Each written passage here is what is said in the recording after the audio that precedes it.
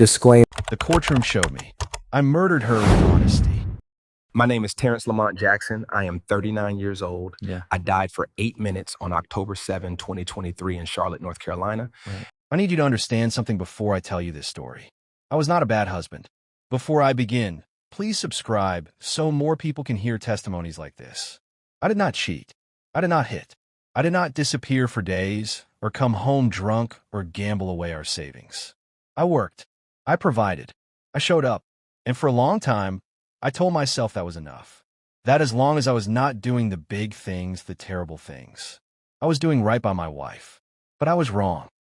Because what I was doing was worse than some of those things. I was killing her with my words. Slowly, deliberately, one sentence at a time. And I called it honesty. I had been with Monique for 11 years. Married for 9.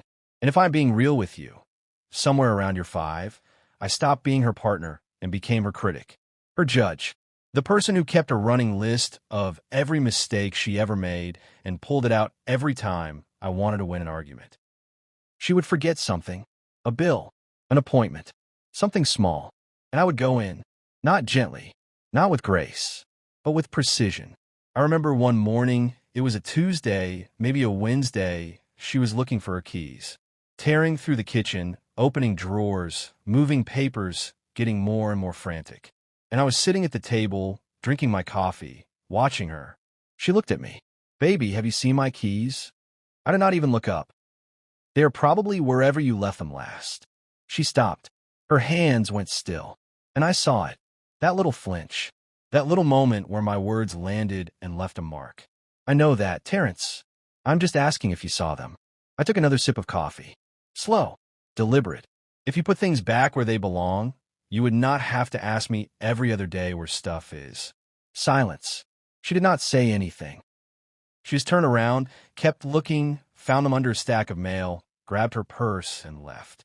No would-be, no keys. Just gone. And I sat there feeling satisfied, like I had won something. That is what I did. That is who I became. A man who measured his worth by how right he could be, how sharp his words could cut, how quickly he could remind his wife that she was less than perfect. And the worst part, the part that makes my stomach turn even now, is that I thought I was helping her. I thought I was holding her accountable, keeping her sharp, making sure she did not get too comfortable, too careless to her. But what I was really doing was punishing her for existing in a way that was not perfect, for making mistakes, for reminding me that I was not perfect either. Because here's the truth I did not want to face. I was angry, not at Monique, at myself. I was 39 years old, working a job I hated, living a life that looked nothing like what I thought it would. I thought I would be further by now, making more money, running my own business, being the man I told myself I would be when I was 25. But I was not. I was stuck, frustrated, watching other men my age succeed while I stayed in the same place, doing the same thing year after year. And instead of dealing with that anger, instead of admitting I was disappointed in myself, I took it out on her. Every time she made a mistake, I had ammunition. Every time she forgot something, I had proof that I was better. Every time she cried, I had evidence that she was too emotional and I was the rational one. I used her flaws as a shield against my own, and I called it keeping it real. There was this one fight. I will never forget it. She had paid a credit card bill late. Not by much, maybe a week, but it triggered a late fee, $35. And when I saw it on the statement, I lost it, not because of the money, but because I had an opening. She was in the living room, folding laundry, and I walked in with the statement in my hand. "Monique." She looked up, and I saw it immediately. The fear, the dread. She knew. Yeah. I held up the paper. "You see this?" She put the shirt down. Her shoulders dropped. "I know. I forgot. I am sorry. You forgot." I said flat, cold, like I was a teacher disappointed in a student. "Yes. I had a lot going on that week, and I forgot." I nodded, slowly, like I was processing. But I was not processing. I was loading. "You always have a lot going on, Monique. But somehow, the bills I'm responsible for get paid on time. Every time. You know why?" She did not answer. She just looked at me, eyes starting to water. "Because I do not forget. Because I prioritize. Because I understand that when you're an adult, you do not get to just forget important things and expect everyone else to clean it up. Terrence, it was not one time. I stepped closer, and I started listing every late payment, every missed appointment, every time she forgot to do something I had asked her to do. I pulled out years of mistakes and laid them at her feet like evidence in a courtroom. And she just stood there, crying, not defending herself, not fighting back, just taking it. And when I was done, when I had said everything I wanted to say, I looked at her and said, I am not trying to hurt you, Monique. I'm trying to help you. But you have to do better. You have to be better. She nodded, wiped her face, and walked out of the room. And I stood there, feeling right, feeling justified, feeling like I had done what needed to be done. But what I did not feel was love. I did not feel compassion. I did not feel like a husband who had just built his wife up. I felt like a man who had just torn her down. And I told myself it was for her own good. This became the pattern. She would make a mistake. I would pounce. She would apologize. I would lecture. She would cry. I would feel vindicated. And the cycle would repeat. Over and over. Month after month. Year after year. And somewhere in all of that, she stopped trying. She stopped talking to me about her day. She stopped asking my opinion. She stopped laughing at my jokes. She stopped reaching for my hand when we walked. She stopped looking at me the way she used to, like I was someone she was proud to be with. She just shrank. I did not even notice. Or maybe I did. Maybe I noticed, and I told myself it was her problem. That she was being too sensitive. That she needed to toughen up. But deep down, deep down, I knew. I knew I was breaking her. I knew my words were weapons. I knew that every time I kept it real with her, I was really just keeping her small. But I did not stop. Because stopping would mean admitting I was wrong. And I was not ready to do that. Not yet. The night I died started like so many others. With me being right. And her being silent. It was late. Maybe 9:30. Maybe 10. I had just gotten home from work, tired, frustrated, ready to zone out in front of the TV and forget about the day. But when I walked into the kitchen, I saw it. An envelope on the counter. Red letters across the front. Final notice. I picked it up, opened it, and my chest got tight. The water bill. Overdue by 3 weeks. Disconnection notice. I stood there, staring at it, feeling the heat rise in my throat. I could hear Monique in the bedroom, moving around, probably getting ready for bed. And I knew she had forgotten. I knew she had probably meant to pay it. I knew it was probably an honest mistake. But I did not care, because this was my moment. This was my proof. I walked down the hallway, envelope in hand, and pushed open the bedroom door. She was standing by the dresser, taking off her earrings, and when she saw me, she froze. Terrence. I did not say anything. I just held up the envelope. Her face fell. I know. I am sorry. I thought I paid it. I thought. You thought. I stepped into the room. My voice was calm. Too calm. The kind of calm that comes right before an explosion. You thought you paid it, but you did not. So now we are 3 weeks overdue, and if I had not seen this tonight, they would have shut off our water tomorrow. Do you understand that? She nodded. Quick. Nervous. Yes. I'm sorry. I will pay it first thing in the morning. That is not the point, Monique. I tossed the envelope on the bed. She flinched. The point is that this keeps happening. Over and over. I ask you to handle something, and you forget. I trust you with something, and you drop the ball. Every single time. That is not fair, Terrence. I do not forget every time. Do not. He points it here. My voice getting harder. Sharper. Do not stand there and act like I am making this up. We have had this conversation 100 times. You forget bills. You forget appointments. You forget to do things you said you would do. And every time, I am the one who has to catch it. I am the one who has to fix it. I'm the one who has to clean up your mess. Her lips started trembling. Tears filled her eyes. I said, I am sorry. Sorry does not fix it, Monique. I was louder now, not yelling, but close. Sorry does not pay the bill. Sorry does not undo the late fees. Sorry does not change the fact that I cannot trust you with basic adult responsibilities. She just stood there, hand at her sides, tears streaming down her face, not saying a word. And I kept going. You know what your problem is? You do not think. You You just move through life assuming everything will work out, assuming someone else will pick up the slack, assuming I will always be here to save you when you screw up. But I'm tired, Monique. I'm tired of being the only responsible one in this marriage. Terrence, please. Please what? Please stop telling you the truth? Please stop holding you accountable? Please just let you keep messing up and pretend like it is okay. I stepped closer. My chest was tight. My head was pounding. But I cannot stop. I'm not trying to hurt you. I'm trying to wake you up. Because if I do not tell you this, who will? If I do not push you to be better, you're just going to stay the same. And I cannot. I cannot keep living like this. She was sobbing now. Full, body-shaking sobs. And she was not even looking at me anymore. She was just staring at the floor, arms wrapped around herself, like she was trying to disappear.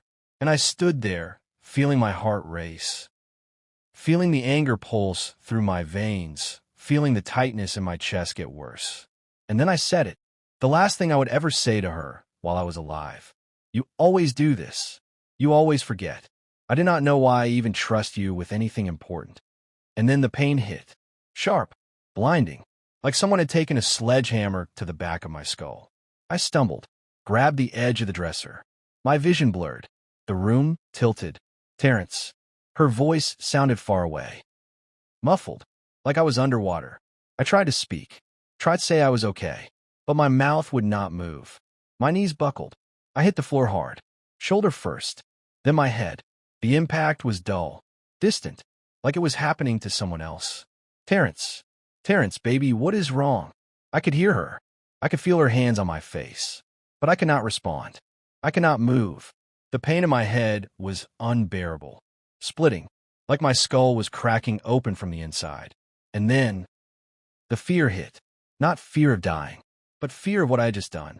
Fear that the last thing I said to my wife, the woman I vowed to love and cherish, was cruel. I tried to open my mouth, tried to say I was sorry, tried to take it back, but nothing came out, just a choked, gasping sound. And then darkness. Not peaceful, not gentle, just gone. The last thing I remember thinking before everything went silent was not that I loved her, not that I was sorry, but that she still had not answered me, that she still had not admitted I was right. And then, I was gone. I was not in my body anymore. I was above it, floating, looking down at myself lying on the bedroom floor, one arm twisted under my chest, head tilted at an angle that did not look natural. My eyes were half open, mouth slack, and Monique was on her knees beside me, hands on my chest, shaking me, screaming my name over and over. Terrence, Terrence, wake up. Please, baby, please wake up. I tried to reach for her, tried to tell her I was right there, but my hand passed through her shoulder like smoke. I had no weight, no substance. I was there, but I was not. I could hear everything, the panic in her voice, the way her breath hitched between sobs, the sound of her phone hitting the floor as she dialed 911, her words breaking apart as she tried to explain to the operator what was happening. He just collapsed. He is not breathing. I did not know what to do. Please send someone. And all I could think, all I could feel was regret. Not for dying, but for what I had said. The last words she heard from me were not, I love you. They were not, I am sorry. They were cruel, cold, designed to cut. And now I was watching her fall apart, and I could not take them back. The paramedics arrived. I did not know how long it took. Time felt strange, stretched. They rushed into the room, pushing Monique gently to the side, dropping bags, pulling out equipment. One of them started chest compressions. Hard, fast. I could hear my ribs cracking under the pressure. The other one was checking my pulse, shining a light in my eyes, shouting instructions. No pulse. Starting compressions. Get the AED ready. Monique was standing in the corner now, both hands over her mouth, tears streaming, body shaking. And I wanted so badly to go to her, to hold her, to tell her it was going to be okay. But then I felt it, a pull, not from the room, not from my body, but from somewhere else, somewhere beyond. It started gentle, like a current, like water moving beneath the surface. But then it got stronger, faster, more insistent, and I was not floating anymore. I was being pulled, backward, upward, through the ceiling, through the roof. through the sky, through something I could not see or name or understand. And then everything went dark. Not black. Dark. Like the absence of light, the absence of sound, the absence of everything. And then I was standing. I opened my eyes. The first thing I felt was cold. Not the cold of winter. Not the cold of air conditioning. But the cold of stone. Ancient. Heavy. The kind of cold that seeps into your bones and stays there. I was in a room. No, not a room. A space. Massive. Endless. The walls stretched upward into shadow. So thick I could not see where they ended. No windows. No doors.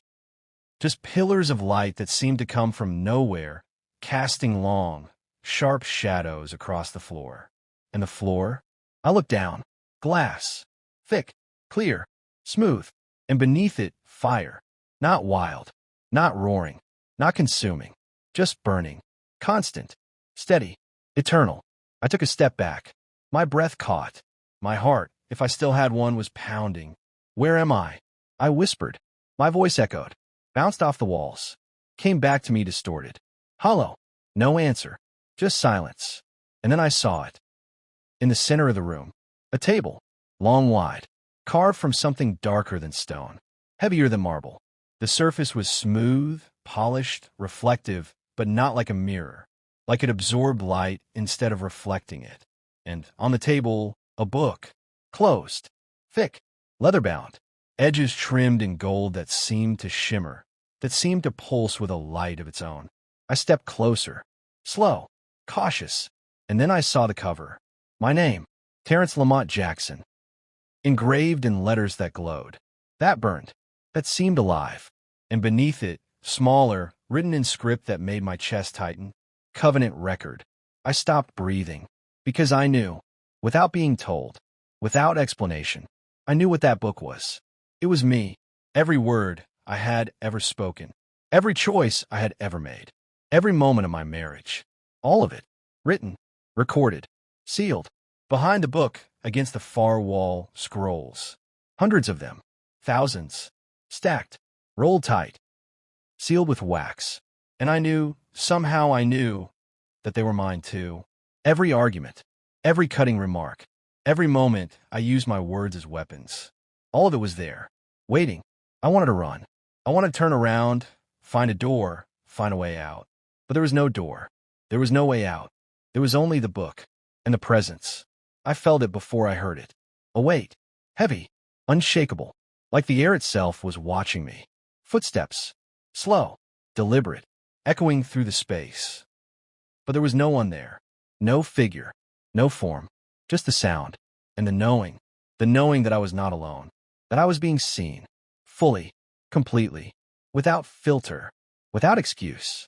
Without the ability to hide. The book opened. On its own. No hands. No wind. Just open. The pages began to turn. Slowly. Deliberately. Like they were being moved by something I could not see. And then I saw it. Light. Pouring from the pages. Forming images. Scenes. Moments. The first one was my wedding day. I saw myself standing at the altar. Young. Confident. Smiling. And I saw Monique walking down the aisle. Her dress flowing. Her face glowing. Tears in her eyes. Happy tears. And I heard my voice. Clear. Strong. Full of promise. I, Terrence Lamont Jackson, take you, Monique, to be my lawfully wedded wife. I promise to love you, honor you, cherish you in sickness and in health, for better or for worse, for richer or for poorer, as long as we both shall live. I watched her smile. Watched her take my hands. Watched her say her vows. And I felt it. The weight of what I had promised. The sacredness of it. The covenant. And then the page turned. The scene shifted. And I saw us again. But this time, it was different. We were in the living room. The credit card bill in my hand. Monique folding laundry. And I heard my voice again. But this time, it was not full of promise. It was full of poison. You forgot. I watched myself say it. Watched the way I said it. Cold.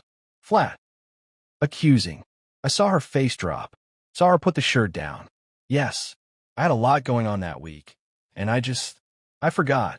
And I watched myself step closer. Watch myself pull out the list. Every late payment, every missed deadline, every mistake she had ever made. And I watched her cry. I watched her stand there, arms at her sides, taking every word like a blow. And beneath the scene, written in light that burned to look at, he wounded her with truth. My stomach turned. I wanted to look away. But I could not. The page turned again. Another scene. The morning in the kitchen. The keys. If you put things back where they belong, you would not have to ask me every other day where stuff is. I saw the way she flinched, the way she turned away without saying another word. Beneath that scene, he used correction as a cover for cruelty. The page turned again. Another fight. Another lecture. Another moment where I made her feel small. Sometimes I wonder how you even function. Another turn. You are so dramatic. It is exhausting. Another. I'm not trying to hurt you, Monique. I'm trying to help you. But you have to do better. Each scene played in full. Every word, every tone, every cold, calculated sentence designed to remind her that she was less than, that she was not enough, that she needed me to fix her. And beneath every single one, covenant broken, covenant violated, covenant destroyed.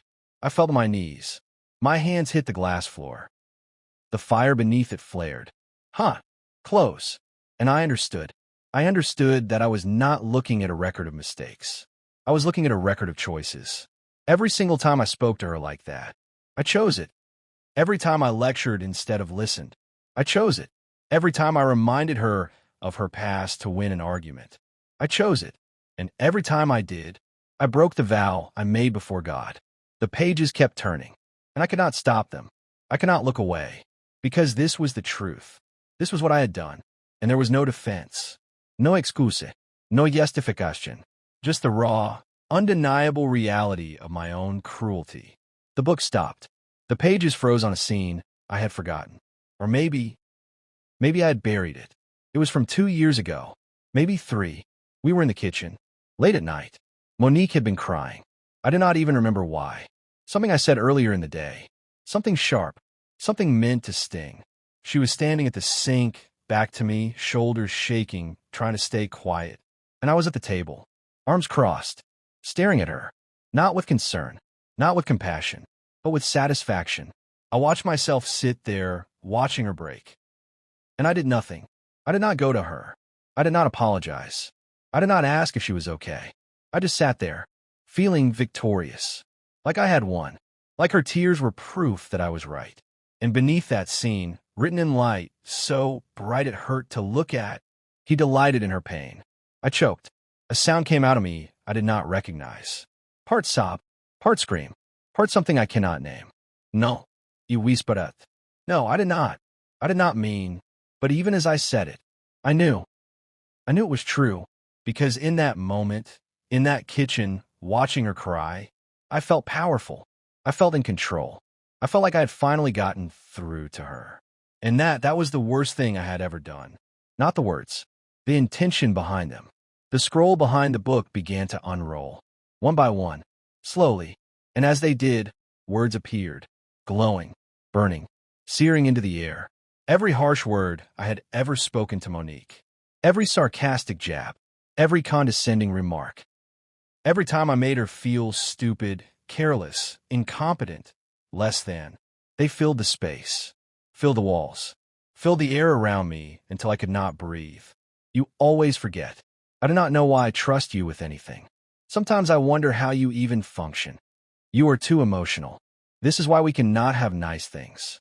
If you just listened, if you just thought, if you just tried harder, on and on and on.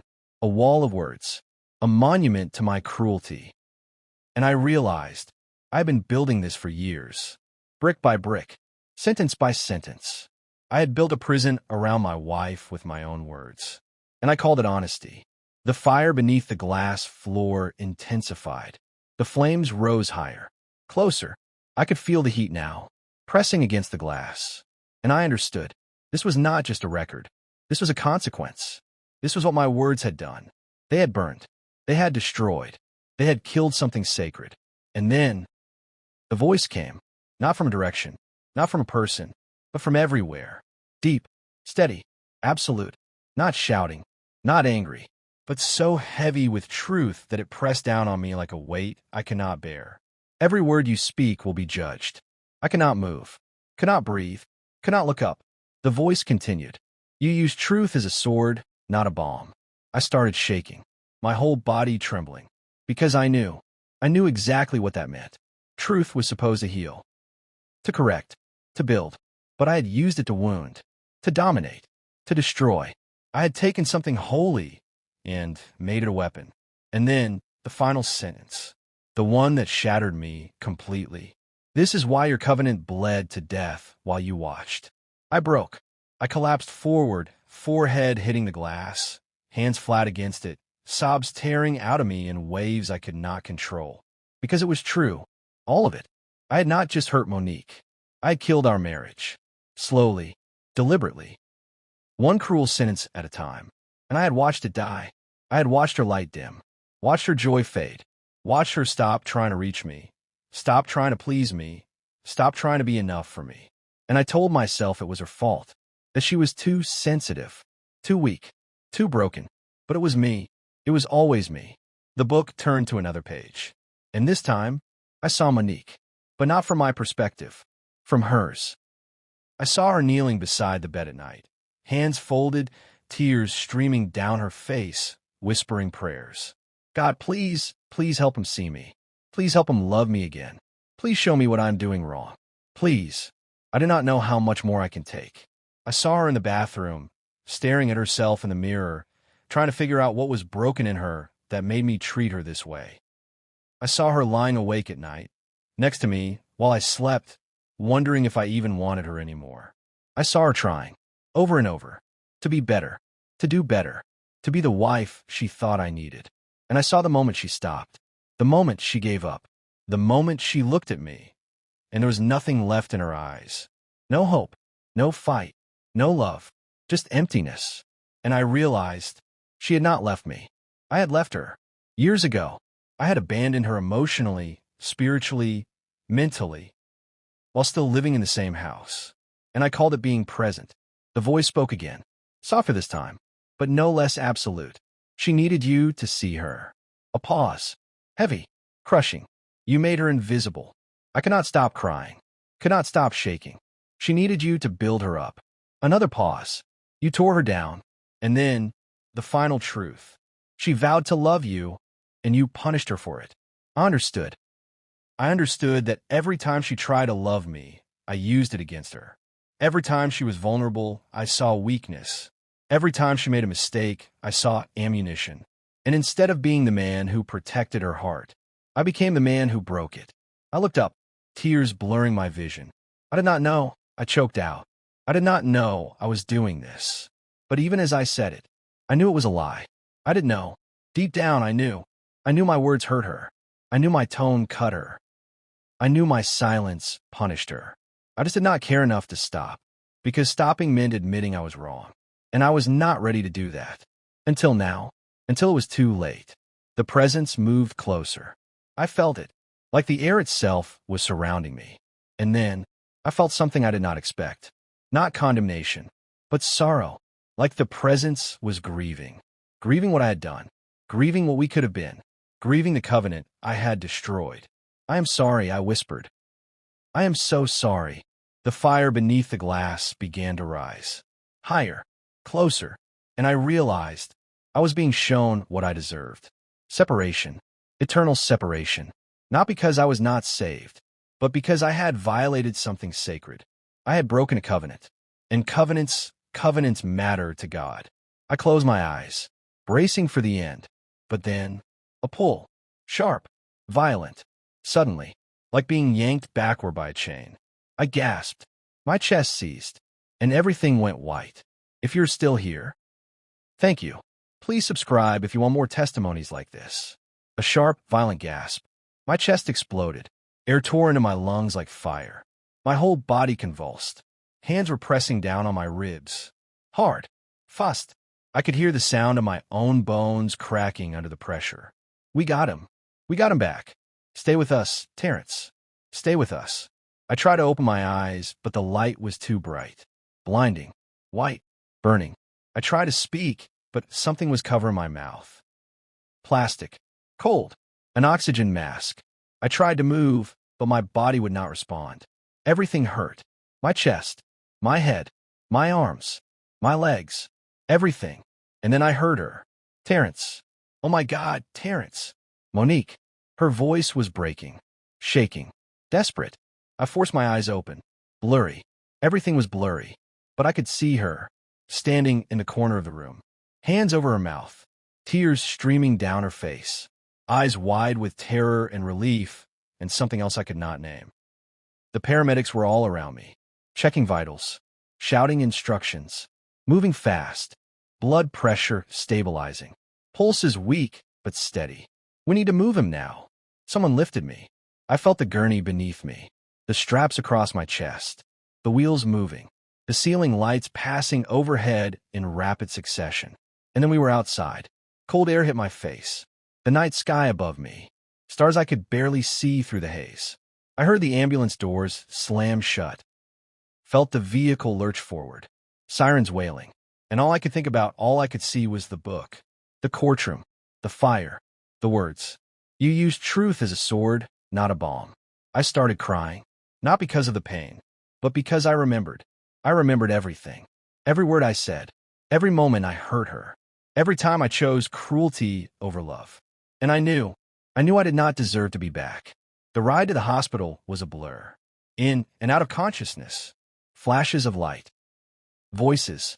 Monique's face leaning over me at one point, her hand on mine, whispering something I could not hear. And then nothing. I woke up 3 days later. I did not know that at first. I did not know how long I had been out. I just opened my eyes and saw white. White ceiling. White walls. White sheets. A hospital room. Machines beeping. Tubes in my arms. And drip. A monitor tracking my heartbeat. I turned my head. Slowly. Everything hurt. And there she was. Monique. Sitting in the chair beside my bed. Head down. Hands folded in her lap. She looked exhausted. Dark circles under her eyes. Hair pulled back in a messy ponytail. Clothes wrinkled like she had been wearing them for days. Monique, I whispered. Her head shot up. Her eyes locked on mine. And for a second, just a second, I saw relief. But then it faded. And what replaced it was something harder. Something guarded. She stood up. Walked to the side of the bed. Did not touch me. Just stood there. Looking at me like she was trying to figure out if I was really awake or if this was another nightmare. Terrence, her voice was hoarse. Tired. You are awake. I nodded. Tried to speak. My throat was dry. Raw. I swallowed. Tried again. How long? 3 days. She crossed her arms. Not hostile. Just protective. You have been out for 3 days. They said you had a brain aneurysm. That you were dead for 8 minutes. 8 minutes. I had been dead for 8 minutes. And in those 8 minutes, I'd seen eternity. Tears filled my eyes. I tried to reach for her hand, but my arm was too weak. Too heavy. Monique, I am sorry. She stared at me. Silent. Her jaw tightened. Her eyes filled with tears, but she did not let them fall. Sorry for what, Terrence? Sorry for collapsing? Sorry for scaring me? Sorry for almost dying? No, my voice cracked. Sorry for everything. For the way I treated you. For the things I said. For all of it. She blinked. A tear slipped down her cheek. She wiped it away quickly. You have said sorry before. I know. I was crying now. Full, broken sobs. But this time I mean it. I saw it, Monique. I saw what I did to you. I saw everything. She frowned. Confused. What are you talking about? When I died, I took a shaky breath. When I died, I went somewhere. I was in a courtroom, and there was a book with my name on it. And it showed me every moment of our marriage. Every word I said to you. Every time I hurt you. Every time I made you feel small. And I saw what it did to you. Her face changed. Softened. But only slightly. Terrence, I'm not asking you to forgive me right now. I was shaking. My whole body trembling. I'm not asking you to trust me. I'm just telling you the truth. I saw what I did. And I am sorry. I am so sorry. She stood there. Silent. Staring at me. And I could see it. The years of pain. The years of trying. The years of being hurt by the man who was supposed to protect her. And then she spoke. Her voice was quiet, steady, but heavy with emotion. Do you know how long I have waited to hear you say that? I nodded. More tears. Do you know how many nights I prayed for you to see me? To really see me? To stop treating me like I was your enemy? I know. Do you know how many times I thought about leaving? My chest tightened. No. 3 times. She looked away. Almost left you 3 times. I had bags packed. I had a plan. But every time I thought about our vows, about what we promised, and I stayed. I stayed and I prayed that God would change you, that he would soften your heart, that you would love me again. I broke completely because I realized she had been fighting for us while I was destroying us. She had been holding on while I was letting go. She had been praying while I was punishing. Monique, I do not deserve you. She looked at me, tears streaming now. No, you do not. And then the door opened. A doctor walked in, tall, older, white coat, clipboard in hand. Mr. Jackson, good to see you awake. I am Dr. Patel. You have been through quite an ordeal. I wiped my face, tried to compose myself. How bad is it? He glanced at Monique, then back at me. You suffered a ruptured brain aneurysm. You were clinically dead for 8 minutes. The paramedics were able to revive you, but you have been in a medically induced coma for the past 3 days while we monitored your brain activity. The good news is there does not appear to be any significant brain damage. You are very, very lucky. Lucky. I was not lucky. I was given a second chance. You will need to stay here for a few more days. We will run more tests. But if everything looks good, you should be able to go home by the end of the week. He looked at Monique. He needs rest. I would recommend limiting visits for now. She nodded. The doctor left. Monique picked up her purse, started toward the door. Monique! She stopped. Did not turn around. Please do not leave. She stood there, silent, and then she looked back at me, her face unreadable. I do not know if sorry is enough, Terrence. And then she walked out. The door closed behind her, and I was alone with the beeping machines, the white walls, the weight of everything I had done. And for the first time in years, I prayed, not a quick prayer, not a casual prayer, but a broken one. God, I do not know if you can hear me. I do not know if I even deserve to be heard. But thank you. Thank you for bringing me back. Thank you for showing me the truth. And please help me fix this. Please help me become the man she deserves. The man I promised to be. Please. And in the silence that followed, I felt it. Not a voice, not a vision, but a knowing. A deep, unshakable knowing that this was my second chance, and I could not waste it. I came home 6 days later. Monique picked me up from the hospital. The ride was quiet. She did not ask how I was feeling. I did not try to fill the silence. We just existed in the same space. Together, but separate. When we pulled into the driveway, I looked at our house differently. I had lived there for 9 years, but I had never really seen it. Not the way I saw it now. I saw the front porch where we used to sit on summer nights, talking about our dreams. I saw the door I used to slam when I was angry. I saw the windows behind which she cried herself to sleep while I pretended not to notice. I saw the place where I had destroyed something sacred. And I knew I had to rebuild it. Monique helped me inside. I was still weak, still recovering.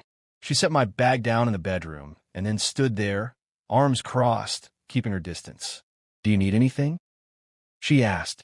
Not, are you okay? Not, I'm glad you were home. Just, do you need anything? No, I said. I am good. She nodded, started to leave. Monique, wait. She stopped, turned, her face guarded. Can we talk? Just for a minute. She hesitated, and then she sat down, on the edge of the bed, as far from me as possible. I sat in the chair across from her, hands folded, head down. I know you do not trust me right now. I know sorry is not enough. I know I've said things before and nothing changed. But I need you to know what I saw when I died. It was real, and it changed me. She did not say anything, just watched me. I saw every moment I hurt you, every word I used as a weapon, every time I made you feel small. And I saw what it did to you. I saw you praying for me. I saw you trying to hold on. I saw the nights you cried alone. And I realized I had been killing you. Slowly, with my words. and I called it honesty. Her eyes filled with tears, but she did not speak. I do not deserve instant forgiveness. I do not deserve your trust. But I am asking, I am begging for a chance to prove that I can change, that I can be the man I promised to be. She looked away, wiped her eyes. Terrence, you have hurt me for years. You have made me feel like I am not enough, like I will never be enough. Do you know what that does to a person? Do you know what it feels like to live with someone who sees every flaw, every mistake, every imperfection, and uses it against you? I do now. My voice broke. I saw it. I saw what I did to you. And I am sorry. I am so sorry. She looked at me, really looked at me, and I saw it. The war happening inside her. The part of her that wanted to believe me, and the part that had been hurt too many times. What do you want from me? She asked. I want to go to counseling. Together. I want to go to therapy. For myself. I want to do whatever it takes to fix this. To fix me. I am not asking you to forgive me today. I'm just asking for a chance. She was quiet for a long time, and then she nodded. Okay. That was it. Just okay. But it was enough. It was a start. We started counseling the following week. I found a therapist for myself. A man named Dr. Raymond. Black man. Late 50s. Calm. Wise. He did not let me get away with anything. In our first session, he asked me a question that broke me. Why do you think you used your words to hurt your wife? I started to answer. Started to explain. But he stopped me. Do not give me the surface answer. Go deeper. Why did he need to make her feel small? And I sat there in that office and I realized. I made her feel small because I felt small. I criticized her because I hated myself. I reminded her of her mistakes because I could not face my own. I used my words as weapons because I was at war with myself, and she was the closest target. I told Dr. Raymond about my father, about the coldness, about the way he never affirmed me, never told me he was proud, never showed me how to be vulnerable. And I realized I had become him. I had taken the wounds he gave me and passed them on to the woman I loved. Dr. Raymond looked at me and said something I will never forget. Hurt people, but healed people heal people. The question is, which one do you want to be? It was not easy. It was not fast, but I chose it. Every week, I went to therapy. Every week, Monique and I went to counseling together. And slowly, things started to change. I started catching myself. When Monique would forget something, I would feel the old anger rise, the old urge to lecture, to remind her of past mistakes, to make her feel the weight of her imperfection. But I would stop. I would take a breath, and I would choose a different response. It is okay, baby. Let me help you. The first time I said that, she looked at me like I was a stranger. Who are you? She asked, half joking, half serious. I'm trying to be the man I should have been all along. Another time, we were getting ready for church. She could not find her keys. Again, and I felt it. The sarcasm, the cutting remark, the opportunity to remind her that this always happens. But instead, I help her look. No comment. No lecture. Just help. When we found them, she looked at me. Tears in her eyes. Thank you. And I realized that was all she ever wanted. Not perfection, just partnership. The turning point came about 4 months in. She forgot to pay a bill. The internet bill. And we got a disconnection notice. Old Terrence would have exploded. Old Terrence would have pulled out the list. Would have reminded her of every other time. Would have made her feel like a failure. But I did not. I just looked at the notice. Looked at her. And said, let me take care of it. She stared at me, waiting for the other shoe to drop. That is it, she asked. That is it. She started crying. Not sad crying. Relief crying. I do not understand. You're not mad. I am not mad. You are not going to remind me of all the other times. No. She broke down. Completely. And I held her. For the first time in years. I just held her. And let her cry. I am so sorry, she sobbed. I am so sorry I am not perfect. You do not have to be perfect, Monique. You just have to be you. And I need to love you the way Christ loves me. With grace. With patience. With forgiveness. That night, something shifted. She started opening up again. Slowly. Carefully. Testing to see if it was safe. And I proved to her day by day that it was. I started asking about her day. And actually listening I started complimenting her instead of criticizing her. I started touching her when I walked past her. A hand on her shoulder, a kiss on her forehead. Small things, but they mattered. Our marriage did not become perfect, but it became real. We started laughing again, talking again, dreaming again. And one night, about 6 months after I came back, we were lying in bed, and she turned to me and said, "I forgive you." I started crying. "You do not have to." "I know I do not have to, but I want to, because I see you trying. I see you changing, and I want us to move forward, together." And we did. But I knew this story was not just for us. I started sharing my testimony, first at church, then online. I recorded a video, told the whole story, the courtroom, the book, the words, the covenant. And the response, it shook me.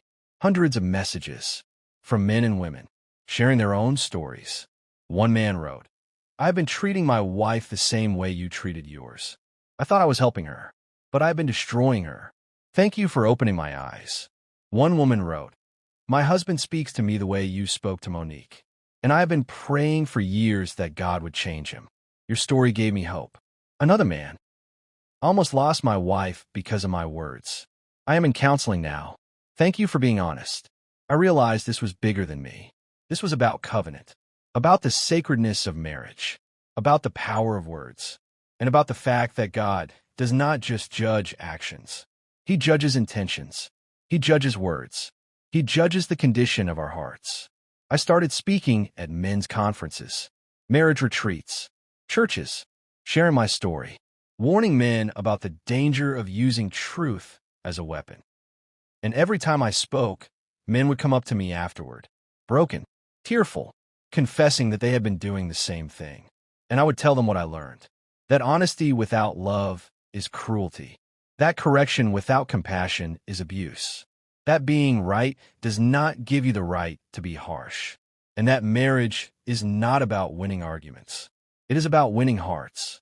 I learned that my words had power, the power to build or destroy, the power to heal or wound, the power to give life or take it.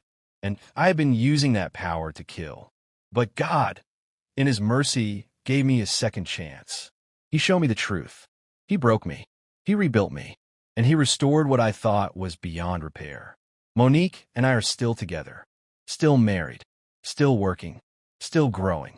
But now we are partners, not opponents. I do not keep a list of her mistakes anymore. I do not use her past against her. I do not lecture her when she fails. I love her the way I vowed to, the way Christ loves me, with grace, with patience, with unconditional covenant love. And every day, every single day, I thank God that I was brought back, not just so I could live, but so I could love, the way I should have from the beginning. If you are reading this, if you are listening to this, and you recognize yourself in my story, please do not wait until it is too late. Do not wait until you are standing in that courtroom, watching the damage you have done replayed in the light of eternity. Change now. Apologize now. Choose love now. Because your words matter. Your tone matters. Your heart matters. And covenant matters to God. Do not take it lightly. Do not use truth as a weapon. Do not punish the person you promised to cherish. Love them. Build them. Protect them. Because one day you will stand before God. And He will ask you what you did with the covenant He entrusted to you. Make sure your answer is one you can live with for eternity. Thank you for listening. Subscribe and watch the next testimony on your screen. Truth without love is not honesty. It is just cruelty with better packaging.